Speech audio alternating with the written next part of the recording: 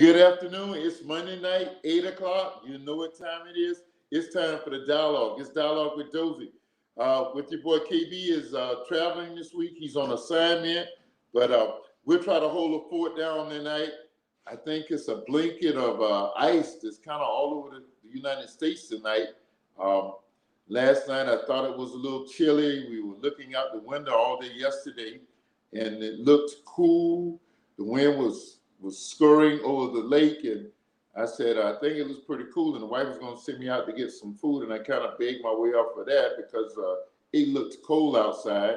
And I woke up this morning. I had an early morning appointment, and it was 48 degrees according to the Weather Channel's map. And I said, well, okay, I just got to dress accordingly. I got out in the car, and it says 64 degrees. I said, okay, I'm good. And then I forgot the car was in the garage. I drove down the street, and the car quickly scurried down to 54 degrees, and I got cold just seeing that. So by the time I got out, because I didn't have a top coat on, I had a suit coat on, but didn't have a top coat, I kind of briskly put my hands in my pocket and kind of eased on, with the old school pimp walk into the building, try to look cool while I was actually cold because I didn't have enough clothes on. So I think it's a little cool. Across the country, all of our friends say, I've been talking to friends all over the country, they're saying they're cold, but it's still as warm as it's going to get down here in South Florida. So glad that you joined us tonight. Poor Kim, he's freezing. I know he's freezing to death up there now. He's in Hartford, Connecticut. We talked a little bit last night. He was already hesitating getting off. He have to tell you a story about him and how he dresses in the cold sometimes, but when he say he's cold, it's cold. Listen, tonight's show, we've been trying to do this show now for about the better part of 3 or 4 months, and we've had her scheduled. She's been here before. She's our sister. She's a sister to all of humanity, a sister for all of God's children, anybody who loves people. She is their sister, and she's Jeanne Albaugh. I'm not going to tell the story. I'm going to let her tell her story tonight.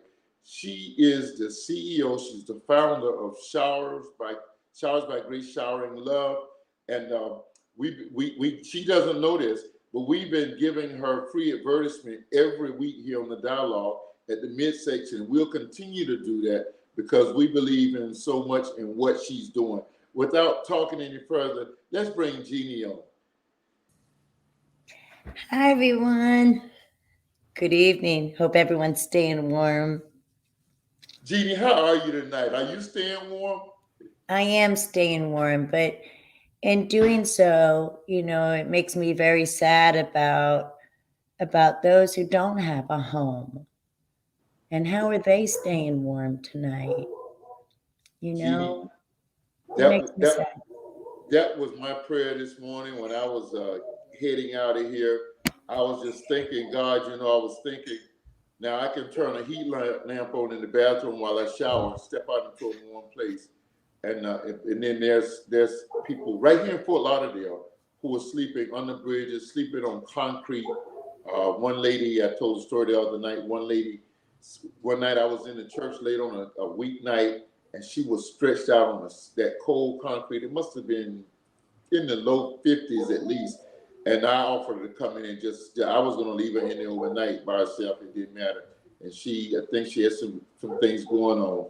And she just opted out. But it just lets us know how blessed we are. And your story will tell us tonight how you get a call and to bless others. Jeanne, it's been a while since you've been on the dialogue. The last time you were scheduled, you had some family crisis. How is that working out? Everyone is good. We're blessed. Everyone is on the mend and healing, and we are so blessed. God has been so good to all of us. I did lose my brother in October, but he went on to be with the Lord. So I know he's not in pain anymore. And you know what? I kind of get to see him all the time in different things. So I know he's good. Amen. Amen. Well, so you must have was scheduled the week leading up to Thanksgiving. We were on a 9-day cruise, and the show was built as the God of another chance, not a second chance, but another chance. And along with you was a gentleman that we had the pleasure of pastoring in northwestern Illinois for 9 years, and he had actually had a heart transplant. And from the time we booked him for the show till the time I booked him on the show, and then we signed up to go on a cruise that was leaving on Friday. We signed up on a Tuesday. Isn't that crazy? And Yeah. so Yeah. we And that actually was the same time that my husband, um, I was it he had a stroke. had a stroke that Yeah, night. yeah, my husband had a stroke. Yeah. So we're blessed. We're just blessed that no paralysis, and Amen. God has His hand on him. That's for sure, because I need Amen. him. Amen. Got a chance to meet your husband at one of your events, and just a class gentleman. He's a Uh, nice guy. so grateful for that. The gentleman that was going to come on with you, now I'm going somewhere with this. I'm trying to set it up that you two will come back on together because you guys got such a great testimony. But we booked that cruise kind of like last minute on Tuesday. We left that Friday. The show was Monday, and I bought the internet while on the high seas I because I remember. wanted to be there with you guys. I didn't know you were not going to be able because it happened that very day. So I told him just before we left that I would still be there. I had Griff booked to co-host the show in the event that I had connectivity issues, and that worked out. I was able to be there. And the backdrop of it was the elevator, the lit elevator going up and down. And he looked at it, he said, "Just look at you. I can't believe you, man." And it was already cold up in Illinois. It was such a funny thing. So his name is Gordon Harris. We're going to get him back here on the dialogue. He's a great. But Jeannie, just for the sake of our guests um, who don't they don't know your story, just take a minute and tell your whole story. Just take your time. There's no rush. Well, It's just thank us you. tonight. Well, God's still in the resurrection business, thank goodness. And thank goodness that God is the God of, you know, 20th and 30th chances. I was a mom of four boys, PTA mom, a good mom. I was a professional barrel racer, became ninth in the nation. And 2 weeks after um, I won that title, I was at a fast food restaurant and I slipped and fell and I broke my back.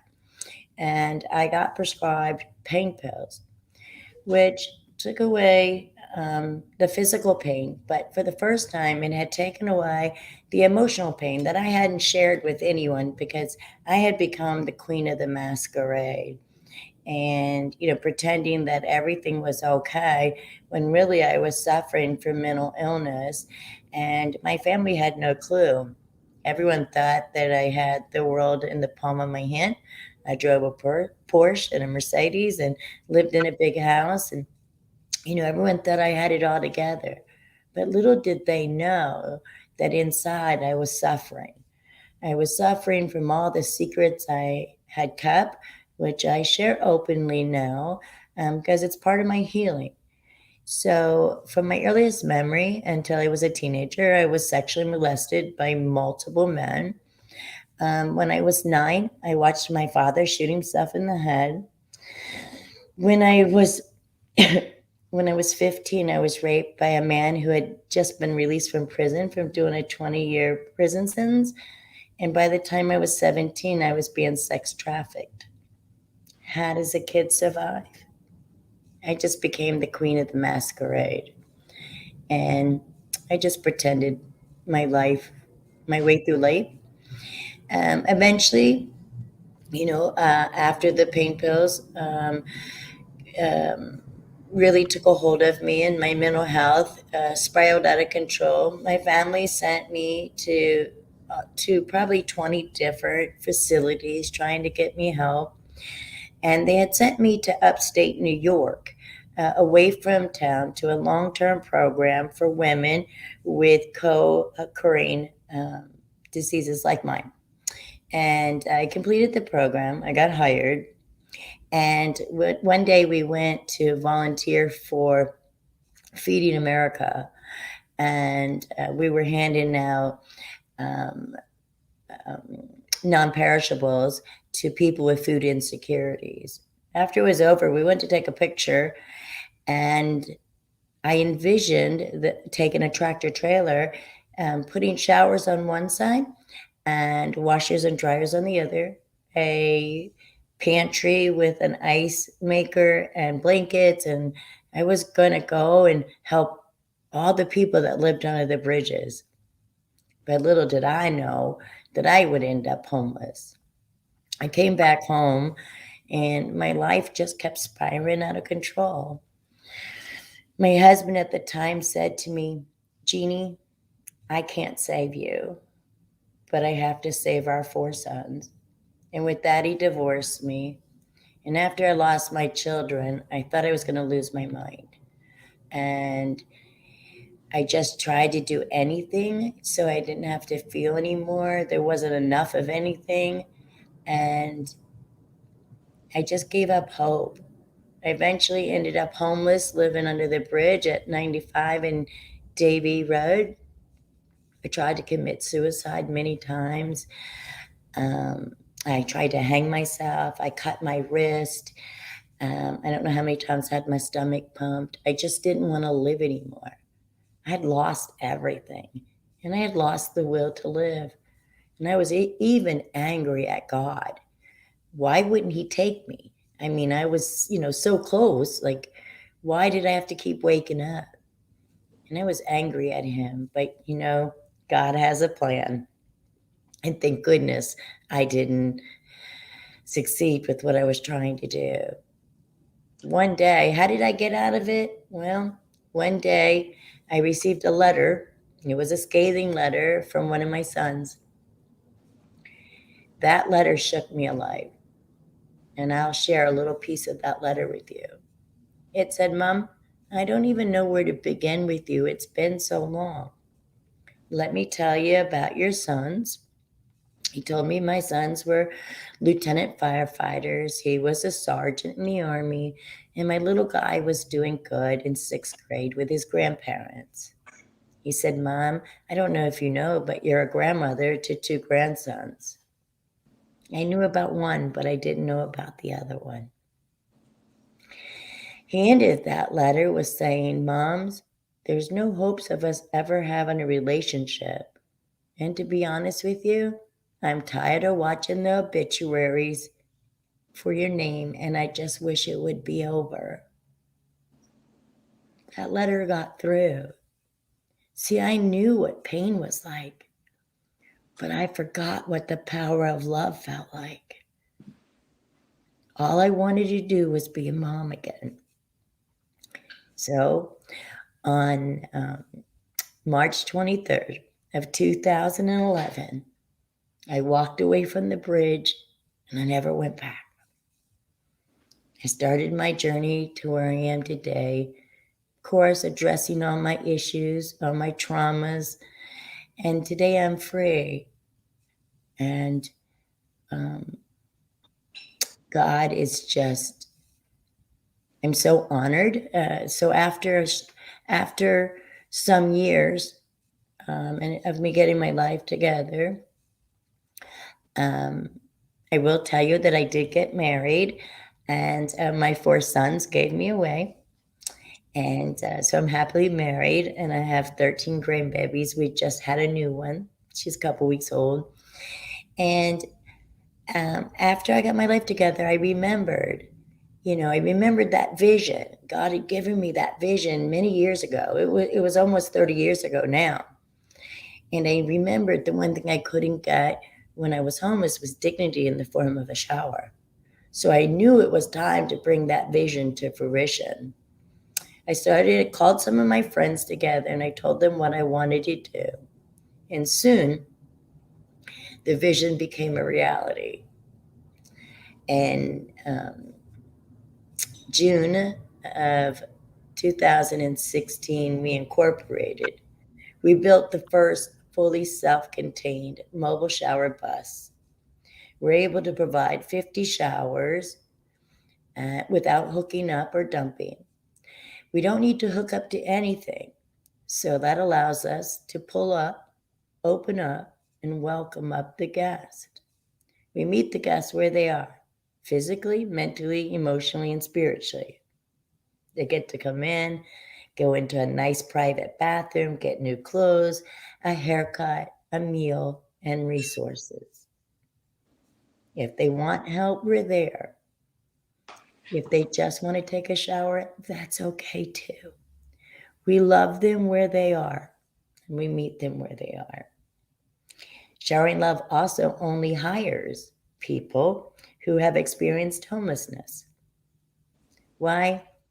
I think it gives us a little better connection with our guests when they say or they tell us their stories and we tell them we were homeless and that we truly understand.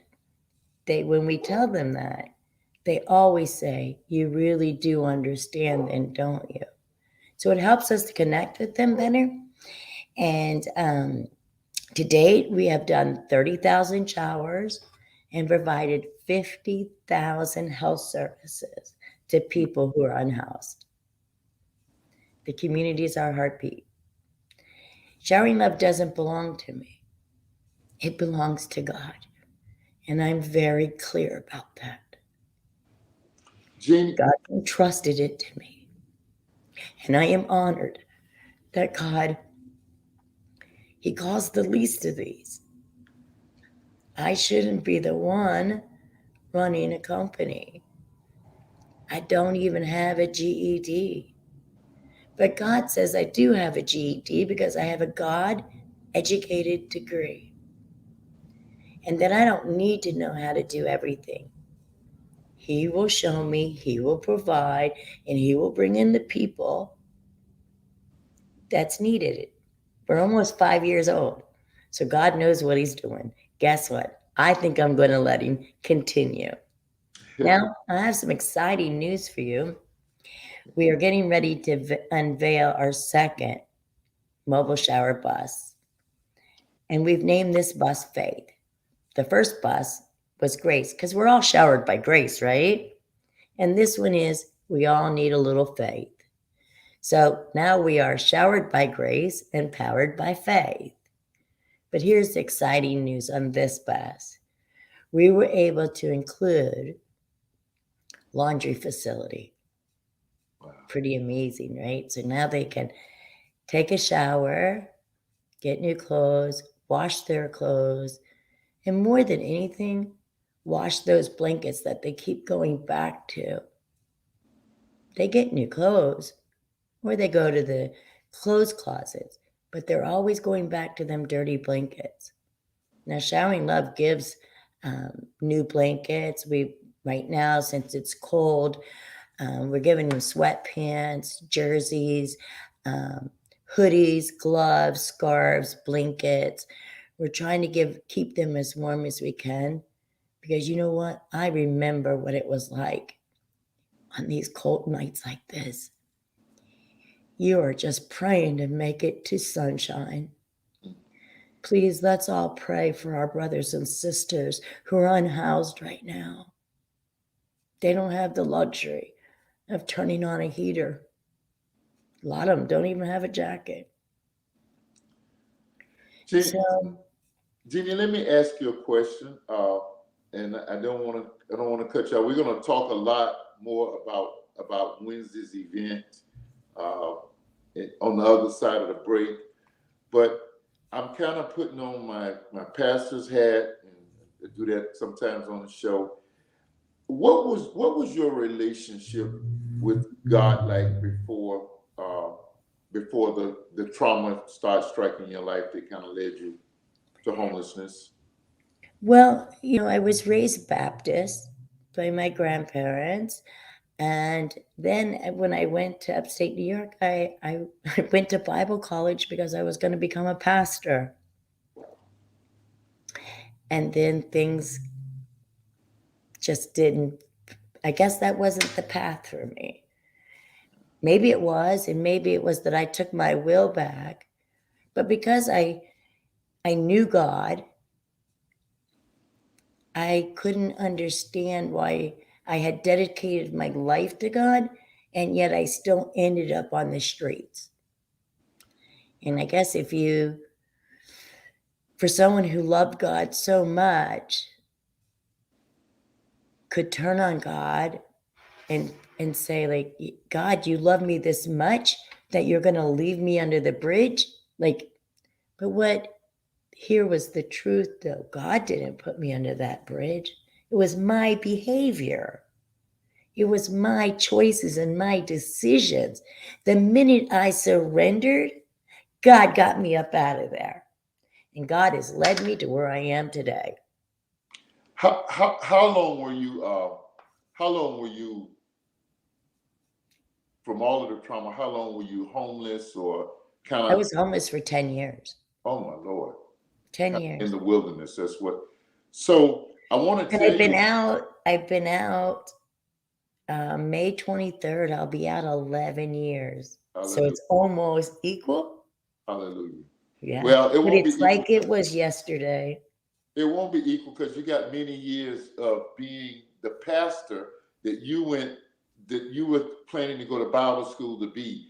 See, I think you said something pivotal, and that's that God takes our lives and does what with it how He wants. Once we surrender to Him, He takes our lives and makes of them where He wants to. And it's not always the straight path. Sometimes it takes a zigzag to get us where He actually wants us. Mm. I have a story myself, so I understand. I look at some of the guys that were with Dr. King. They had been called into ministry, and I think they too were preparing. I know Jesse Jackson was called en route to seminary. They were looking to what would probably be a pastoral ministry, and God made them social ministries, and they became blessings. And I mean, you just look at everybody whose true story. We just looked at the Tammy Faye story on TV, and I want to say that to our viewers: if you haven't seen it, I never had a desire to see it. I just didn't know if it was going to be exploitation of a sad situation or what. But it was really an anointed broadcast that showed all of it. It showed how they were deceived, the bakers. It showed how they were led astray. But it ultimately went back to two people who had a heart for God. And there was a season, there were seasons that God did amazing things through them. I'm not going to judge them. Yes, they Yeah. made mistakes. They paid for them. We're They answered human. their mistakes. But they Mhm. touched a lot of lives, and they were innovative, and it was just so anointed. My wife turned it on. She ended up going to sleep. I was doing something else, and after a while, I had to put my project down and just give it full attention because it was so compelling. So it just showed us. It just continued to show. Sometimes God takes us. It's not the right. Look at Abraham. Abraham was already set to be an affluent man, and God made him the leader of a nation. And the Yeah. legacy that you're leaving in a long time from now, let me add, the legacy that you are leaving, or whenever you retire, the legacy will touch millions of lives. That's ministry. Well, I think we learned during the pandemic that it's not about brick and mortar. Now, my church does 3 weeks of virtual services, and then we're together once a month to limit opportunities for the COVID virus. But we still are able to touch each other. God has invented technology and things, but you're in the heart of it, in the midst of this, touching people, making a difference in lives. And my hat's off to you. That's all I want to say about it. Just hats off to you. Well, in the Bible, God always chose the least, right? He chose David to be king. He always chose the least and the ones not prepared. And I think that I've allowed him to use me. Two, that I stay humble and I know that he's in charge. I'm not. And three, that he really gets to show off here, right? Because I I quit school in the ninth grade, right? And he took me from homeless to CEO. Um, The company is growing. I just did a TED talk, which was beyond my wildest dreams. And God just keeps showing up and keeps showing out in my life. And it's not for me, but it's so showering love can continue touching other hearts and other souls. And I honestly believe that I had to experience both sides of the spectrum, from being rich to being poor, so I could come back here and find out my purpose. And I found out because my whole life was about being rich, and it was about getting the new car, getting the fast car, getting the big house, getting the Rolex, getting. And what I found out through all of this is that I'm not here about getting anything, but I'm here to be of service and to give. I was a taker my whole life. Wow. Wow. Not anymore. Not anymore. Things don't mean anything to me. Nothing. I'm a very simple woman because none of that can bring me the joy that God brings in my heart. Jeanne, and when we're going to talk on the other side of the break, we're going to talk a lot about the mission now. But I want people to hear your story right now. What placed you in this amazing position? What were some of the experiences that your spirit? What was the spiritual connection that you had with the Spirit of God during some of those suicide attempts? I know God gave you revelations. What was that like? When There you were was, between hanging in the balance, I heard you say you almost did it, and you say, yeah. God, you sent me back. What were some of those conversations like? Well, I was really too angry. I was angry. Really, the bottom line was I was angry at myself. But everyone wants somebody to blame. And so I was angry at God. And I was angry at myself. I was angry at the world. I just couldn't understand why, I had been dealt this hand. I mean, if you go back from the beginning, when I share my childhood and all the way up until I'm 17, like why, God? But this is what I learned, that God was the first one to cry when I was touched. God was the first one to cry when I was raped. God was the first one to cry when I was sex trafficked.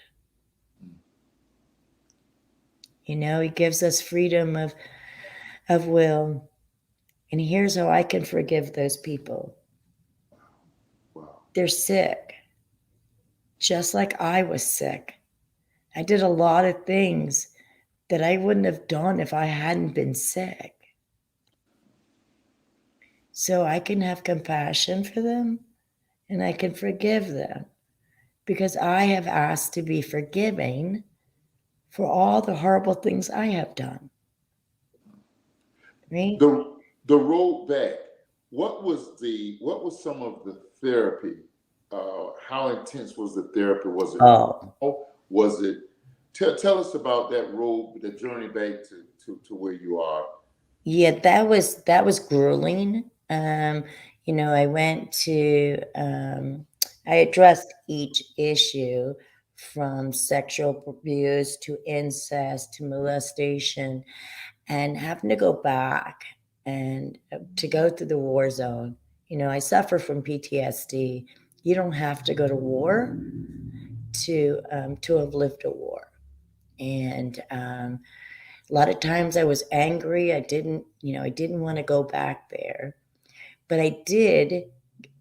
I did because I wanted to be free. See, I was tired of allowing the people who had raped me to continue to rape me.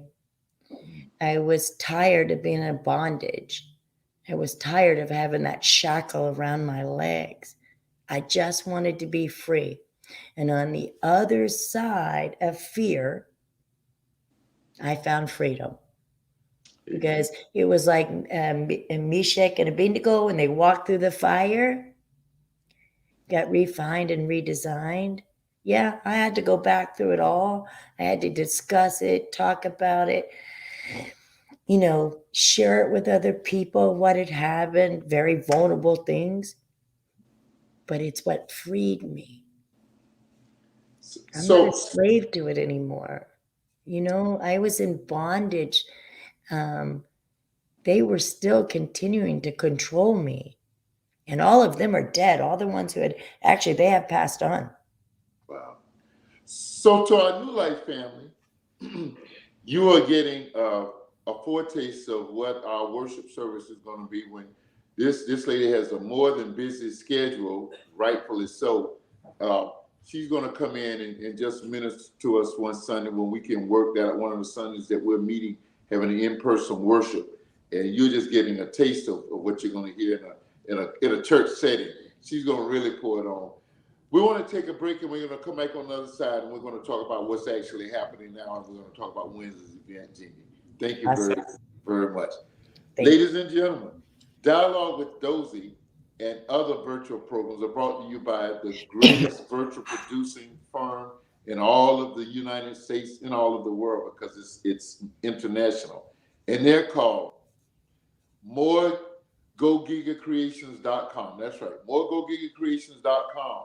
You see the platform, you see the professional imaging that they do for us. And for those of you who are on the other platform, the New Life Church Without Walls on Sundays, it's the beautiful imaging, it's the producing in show, it's the pre-production work, it's the post-production planning. moregogigacreations.com. Latoya Glenn and Markia Johnson and their magnificent team have done work for networks, television networks. They've done virtual weddings. They're able to capture your every virtual event. Yes, the pandemic is somewhat over from where we were this time a year and a half ago, and we're not all sitting in. That's why our numbers are not what you see them. But whatever virtual event, whatever you want, see moregogigacreations.com. They do it in the greatest of fashion. They are the bomb. More gogigacreations.com. And yes, the ladies on tonight. You've heard us do it. We do this every week. We also prompt showeringLove.org. ShoweringLove.org. We have the CEO, the founder on tonight. She's going to really tell the story. But if you will go to their website, you will see just what they're doing. You'll see what you're hearing, what they're doing. You'll see what they're doing. There's a button that says donate. Listen, don't hesitate to donate to showeringlove.org. And also, oftentimes when Jeanne has a short-term project, she'll have on her personal page, personal Facebook page, there'll be a donation. And the thing I like about it, if you ever go to one of her sites, everything is elaborately laid out. She has brand new clothes for everybody. Nobody puts on anything used.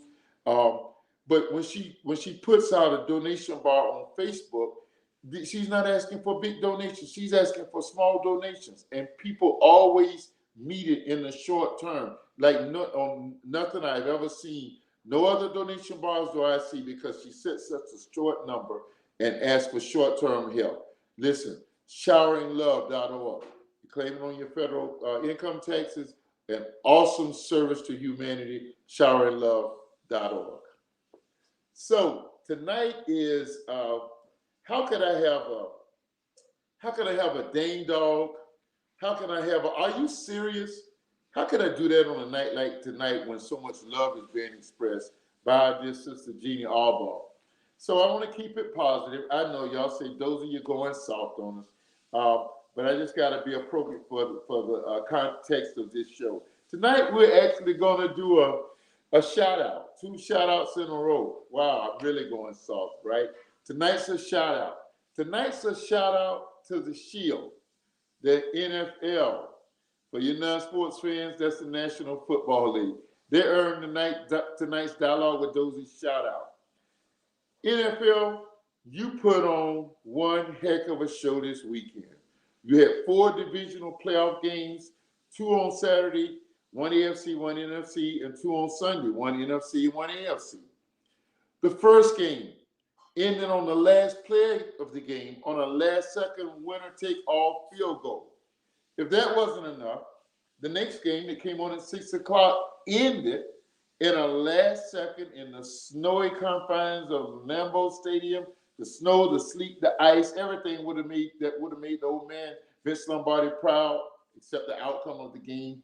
The San Francisco 49ers kicked a winner take all last second field goal as the clock was winding down and as time was running out, and they defeated the Green Bay Packers to progress on to the National Football Conference championship game next Sunday out in LA. Well, if that wasn't heart-stopping enough, two games like that, it came down to the last play. Yesterday, the 3 p.m. game was the other NFC divisional game.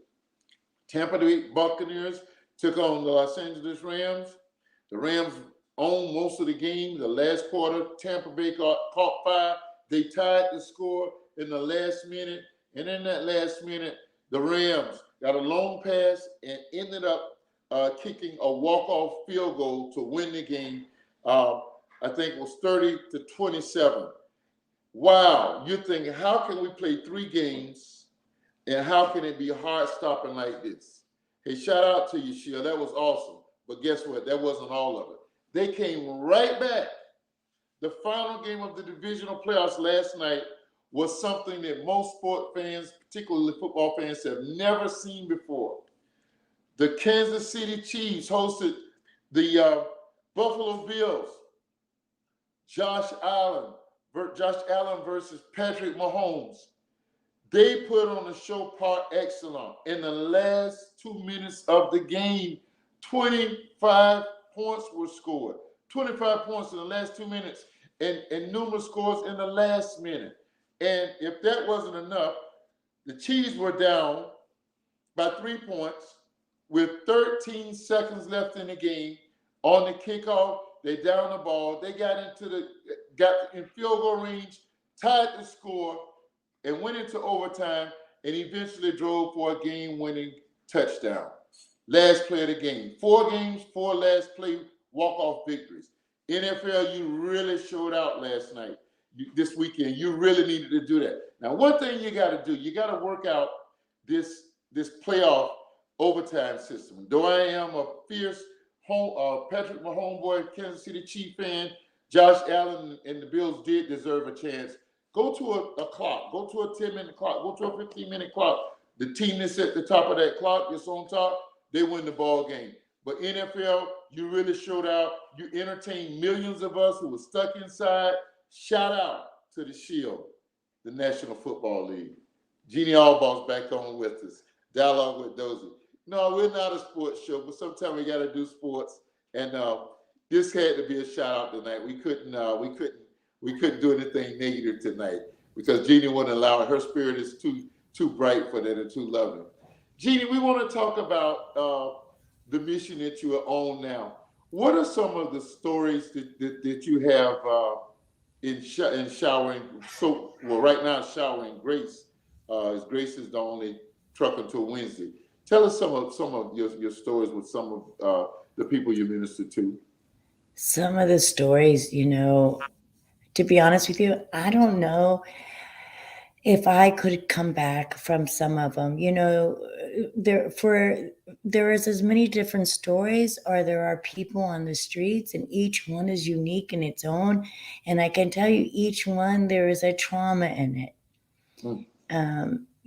There are so many sad stories out there, and by the grace of God, it could be us. There's this one guy who I've befriended, and he's a banker, and I see him all the time. And one day I went over and I sat with him, and I said, would you tell me what happened? And he told me. He said, Jeanne, I was a banker, I was married, and I had 2 daughters. He said they were tragically killed in a car accident.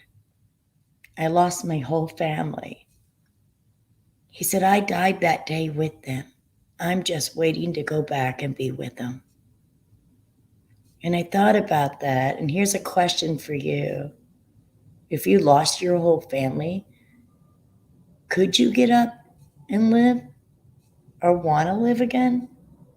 To be honest, I don't know if I'd want to live with losing one of my kids, more or less my whole family. He's given up the hope to live, and he just kind of stares out into space. He doesn't drink, he doesn't do drugs. He's just empty. There's nobody home. He just misses them and he waits to be with them. He still has a home, um, pays the taxes on it, but he said, I can't go back. Wow. But now there's been great stories. Yeah. So there was this young lady who I met at an encampment, and I saw myself in her. And I just kept reaching out to her, kept friending her, kept showering love on her.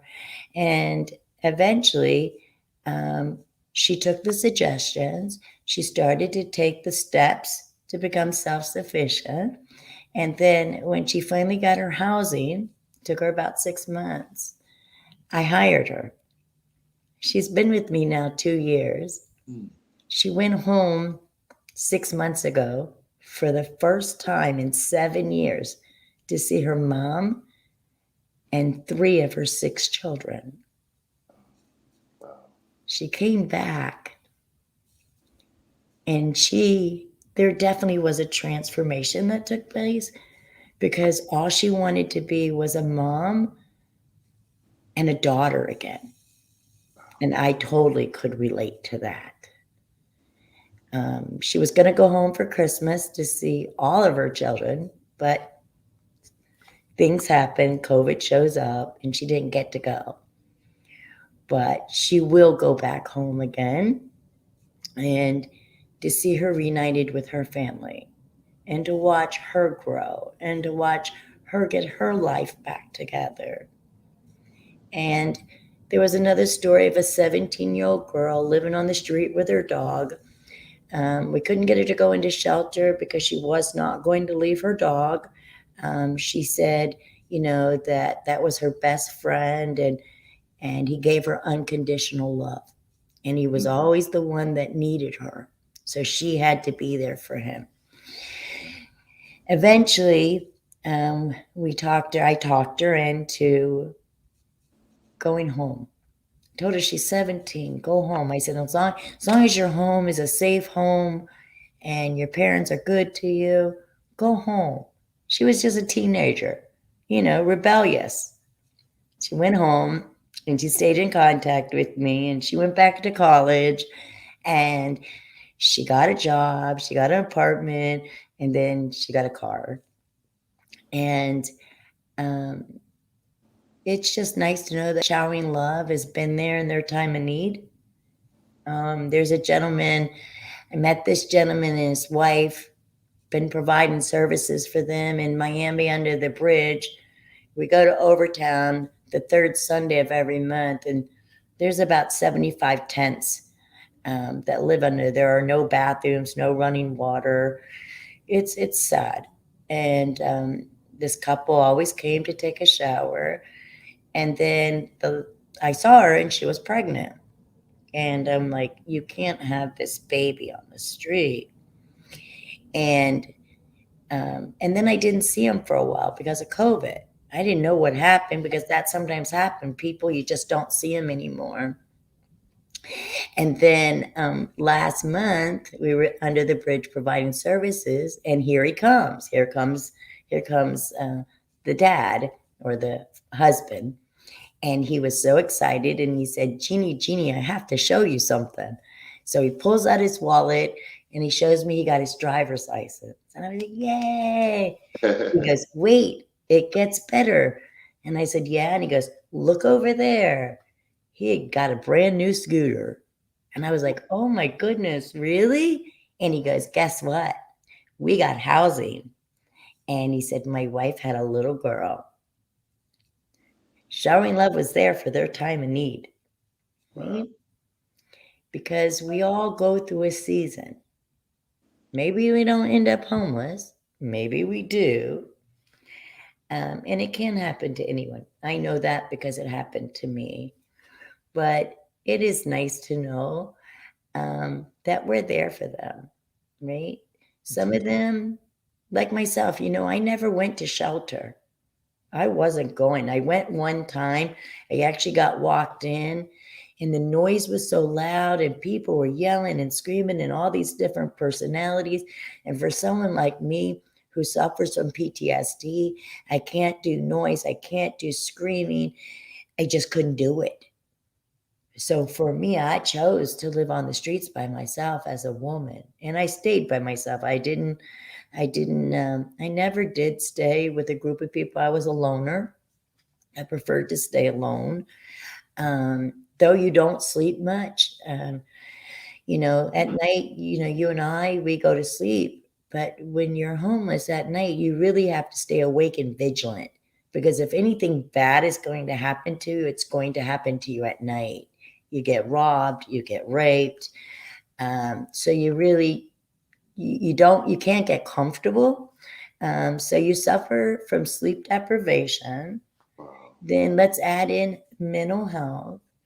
You're sleeping on concrete, or now cold concrete, rocks. You got the wind chill, you got the rain, or you're hot. You just can't get comfortable. So I would sleep during the day. I would find a pool, a community pool, and just if I could get in, I would go and sleep by the pools, or I'd go into a grassy tree where there was shade and sleep.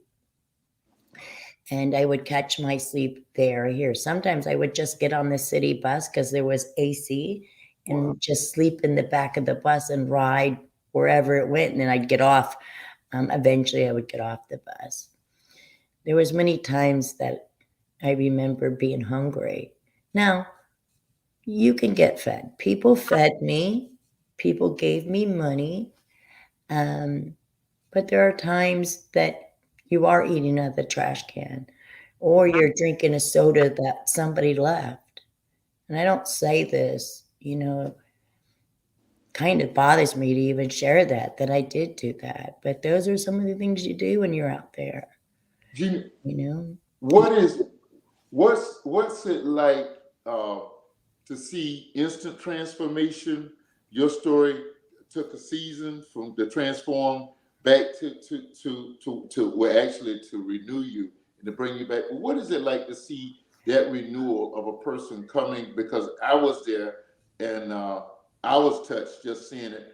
What is it like being a person totally responsible for that? Seeing a person come in dirty and grimy, and you know their story, you've been there, and come in and get just a shower, just a simple shower that so many of us take for granted. What is it like seeing them come in and getting that transformation and walking out that trail? We haven't even mentioned the services that are outside the bus. But what is it like just seeing that instant transformation? like I say, I think I'm the richest woman in the world. Oh, Um, wow. to really see the transformations. And Pastor Dozier, you were there. They go up on the bus. They don't want to make eye contact. They know they're dirty. They know they smell. The ones that know us, they're past that. But for the ones that are their first times, they don't want to make eye contact. They just want to get in that private shower. They go in that shower. They get 10 minutes and they get their new clothes. And honestly, when they open that bathroom door, they look like they're standing, 2 inches taller. Wow. They're standing up straight and they're making the eye contact with us. It's really soul to soul. Mm. Mm. And they always say, like, I feel $1,000,000 better. Well, you know what that I've heard recently? I feel human. Mm. I feel human. Lord, and we And, what is that worth? What's that worth? wow. Like, but I don't take credit for it. I want you to know, it isn't me doing it. It isn't. And, God provides everything. If I tell you that, like, I mean that. He provides everything. It's gotten to a point where I don't even worry anymore if we don't have something, because I know it's coming, because that's God is faithful. Wow. And inside my heart, I'm just so grateful for the God that he trusts me. He trusts me. And you know what? And the community trusts me with their money. And I take that very serious. Wow. I am very frugal. God says that we're to be a good steward of money. Yes, yes. And I am frugal when it comes to that. We got about 4 or 5 minutes to wrap it up. I want to show one picture. Hold Oh, on. I and we got to show definitely want you this to with talk you. about Wednesday. We want you Yes. to talk about So I Wednesday. want to show the community. This was my picture. Oh This Lord. was me. This was me 11 years ago. Wow. Wait, can you see it? Wait, where is it? Here. I don't know where the camera is. Oh, there it is. So God is in the transformation business. Yes, he is. Yes, he And is. Showering Love, we convert city buses. So we say we're from transportations to transformations. So we're just following in God's footsteps. Wednesday, you're invited. We're going to be at City Hall in Fort Lauderdale, 100 North Andrews Avenue, 10 o'clock. We're going to be unveiling faith to the world. Please come out, support us, take a tour of her. She's beautiful. Not only does she have 3 showers in her, one ADA compliant, she has a barber station inside her, which also converts into a simple examining room. And then we have, of course, the washers and dryers, which we call Showering Love's Loads of Love. And that's, I've been waiting for that to come. We need one more set of small front washer and dryer front loaders. And then we'll have 2 sets on there. But for right now, there's only 1 set on there, but I'm sure the next set will be coming soon. Jeannie, you know you'll see me. You'll see Griff there. We'll be there together and offer prayers and any and everything else that we can do. And you'll be seeing more and more of us at your sites. That's one of the things that our ministry, New Life Church Without Walls, we were just kind of waiting to the slowing of the pandemic. A lot of my members we're elderly. Let me say we're elderly, but that's going to be one of our Without Walls initiatives. At least once we'll work out those logistics with you, but you'll be seeing. And Showering Love partners with many other organizations that come out with us, and we do wound care, and we do COVID testing, and we do HIV testing, and we have a lot of services other than just the showers. We used to partner with probably 12 other organizations that provided services. COVID's kind of hurt that as well, but we are still in partnerships. So if somebody needs something, we still get on the phone, we reach out to our resources, and we make those connections, right? Why? Because somebody did it for me. Yes, yes. Jeannie, you are indeed an amazing sister. You are.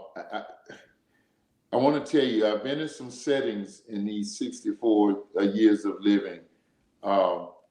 Nothing could have touched me more than what I saw the first time I was over in Fort Lauderdale with Griff. I remember that. I remember your wife was there. I remember. That actually was the second time. I told her, you got to come by and see the site. You got to see it. I was over when you were over on Davie Boulevard. Yes. And I was over there, and I was absolutely amazed. Listen, God's continued blessing. Can I get you and Gordon to come back on the show sometime in the spring? You know it. And I just want to leave it with this, that if anybody feels touched or led, we do need your support. Right now, we're trying to purchase sweatpants.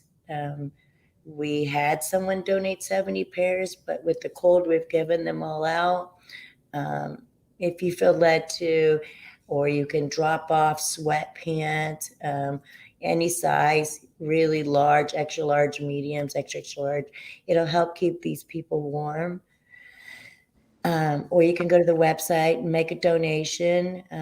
There is a PayPal account on there. We'd appreciate it. You can mail us a check, whatever, but it's not for me. Okay. I want you to know your money doesn't go to me. It goes directly to the guest. And we call them guests because they are our guests. So if you feel led to, please do. Jeannie, yeah, I mean, I just love that connection. That just they're guests in our homes. God has put me here to minister to you. I just love the whole thing. Tell them before you go about, didn't you just acquire an administrative suite? We did. We did. This is how good God is. In December, I said that we've been working out of my home, which is difficult. You can only have friends. You can't really get volunteers, and we get a lot of volunteers from NSU, BCC, all the colleges. They all need service hours. And I said, we need an office. And sure enough, by January 3rd, we received an office. That's what I'm sitting in right now. Is my new office. Which is such a blessing. That's what I said. It's like no more that I ask or I say to God, this is what I need. It appears. It's like that quick. Wow. Right? Because God knows what we need. Right? And this isn't for me or my team. God, this is for God's people. Right? This is for God's people. So, and people experiencing homelessness, what's the first word it says? People experiencing homelessness, they're people first. Right. People first. Forget the judgment. Let's drop the stigma, right? And let's come together. Because it really can happen to anyone. I'm telling you, it happened to me. Ladies and gentlemen, this Wednesday, I made you a Facebook Live. That was what I did the very first time I went to one of your sites. But you can believe it's going to be on the dialogue. I'm going to take some film, and it's going to be on the dialogue next week. And look forward to seeing. That's an amazing combination. You two servants, Gordon Harris and yourself, Jeannie. Somewhere over in the spring, March or April, we're going to ask you to come back on and share with him. And I know it'll be a tearjerker. He's a crier, and your story is so compelling, and we're just going to celebrate the goodness of being a blessing to people. So let's God bless you. Let's celebrate what we can do together that we cannot do alone. Right. That's right. That's right. What a spirit. What a spirit. Thank you. Thanks for having me. Everyone stay warm. Let's pray for our brothers and sisters, okay? I won't tell you, well, I'm not going to leave you with something. I am going to leave you with this because it's going to be something to think about. In December, every year in December, we do a candlelight visual for those who have been homeless, who have lost their life. 103 people died on a bus bench, found in the park, in an alley. No family claimed their bodies. Okay. One of the ladies right here in Davie, they found her frozen to death just 2 days ago. Sprinkler came on in the middle of this cold and she froze to death. Oh my goodness. Serious. As we're all in our warm houses, please pray for them tonight. Okay? Pray for them. Amen. Thank you. Bless you, Jeannie. We'll see you Wednesday. God bless you. Blessings upon your husband and your entire amazing team. We love you. Bless you. Thank you. Thank you. Sister for life, you are. Thank you. Amen. Wow. How can you follow up on just an amazing testimony, a story of giving? And it just shows the Christian principles of when you give your life to God and you truly give it to him and leave him and let him use you. If you leave it to him and we're back out of the equation, God knows he'll do amazing things with our lives as he has done for her. Um, tonight's as I see it. Tonight's as I see it. I see that we can be amazing. We can do amazing. We can be a blessing. We can bless others if we'll just get out of our shells, get out of our way, get out of the way of God using us. And my mother taught me an acronym when I first started, announced that I'd been called to preach as a young boy, and it spells the word joy. J is for Jesus, O is for others, and Y is for yourself. J is for Jesus, O is for others, Y is for yourself. It spells the word joy. If you want to have real joy, when you put God first, and then you allow him to allow you to be a blessing to others, the reciprocal boomerang effect is that the blessings come back over you in overwhelming fashion. You heard the sister tonight. She was wealthy. She doesn't talk about wealth. She doesn't talk about possessions. What she talks about is the blessing of serving others. That's why we were here. What an awesome sister. What an awesome minister. What an awesome task. What an awesome mission. What an awesome challenge to all of us. Just as I see it tonight.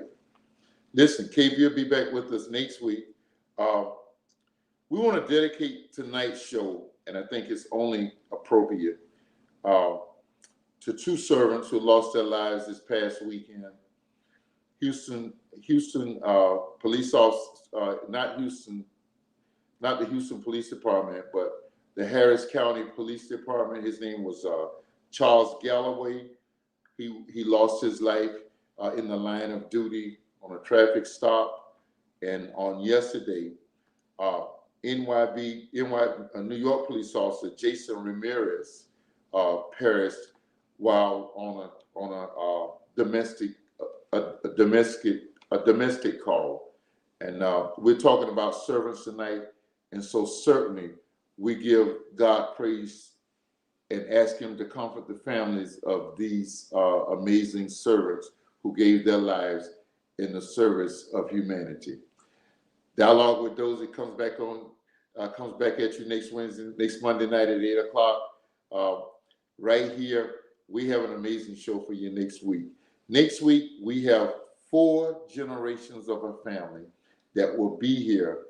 I better not talk too loud because my mama might be watching tonight. She didn't know yet she's going to be on the show.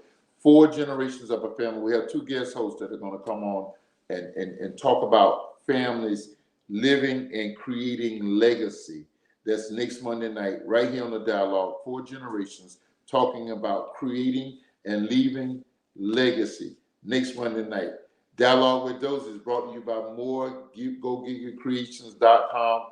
Latoya, VG, Markia Johnson, their team. We thank you. Thank you for joining the dialogue tonight. Listen, be a blessing to showering love.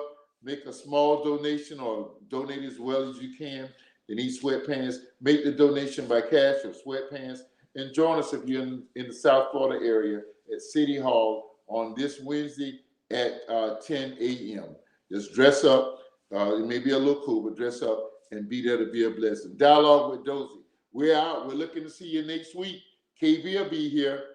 Other family members as we talk about family legacy. We love you. Thank you for joining us.